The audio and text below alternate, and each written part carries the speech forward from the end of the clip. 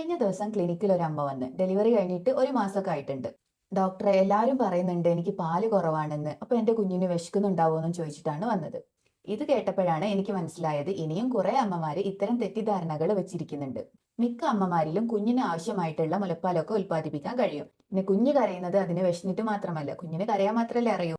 ഉറക്കം വന്നാലും മൂത്രമൊഴിക്കാനുണ്ടെങ്കിൽ അല്ലെങ്കിൽ വയറ്റിന്ന് പോകാനുണ്ടെങ്കിലും ഒക്കെ കുഞ്ഞ് കരയുക തന്നെയാണ് ചെയ്യുക. പിന്നെ അവർക്കുള്ള മറ്റൊരു കൺസേൺ ബ്രസ്റ്റിന്റെ സൈസ് കുറഞ്ഞതുകൊണ്ട് പാല് കുറയുമെന്നുള്ളതായിരുന്നു. ബ്രസ്റ്റിന്റെ സൈസും മിൽക്ക് പ്രൊഡക്ഷനും തമ്മിൽ ഡയറക്റ്റ് ആയിട്ട് ഒരു കണക്ഷനും ഇല്ല. ശരിയായിട്ട് കുഞ്ഞിന്റെ ആവശ്യാനുസരണം മുലയൂട്ടുന്നതാണ് പ്രധാനപ്പെട്ടത്. ഇതിനു പുറമെ പലർക്കും ഉള്ളൊരു തെറ്റിദ്ധാരണയാണ് ചെറിയൊരു ജലദോഷമൊക്കെ വന്നാൽ മുലയൂട്ടാൻ പാടില്ല എന്നുള്ളത്. മിക്ക സാധാരണ അസുഖങ്ങളിലും ബ്രസ്റ്റ് ഫീഡിങ് കണ്ടിന്യൂ ചെയ്യും. അമ്മയുടെ ശരീരത്തിൽ ഉൽപ്പാദിപ്പിക്കുന്ന ഇമ്മ്യൂൺ ഫാക്ടേഴ്സ് മുലപ്പാലിലൂടെ കുഞ്ഞിന്റെ ശരീരത്തിൽ എത്തും. അതുപോലെ പലരും ചോദിക്കുന്ന ഒരു കാര്യമാണ്, കുഞ്ഞിന് വെള്ളം കൊടുക്കാൻ പറ്റുമോ, വെള്ളം കൊടുക്കുന്നത് നല്ലതാണോ എന്നൊക്കെ.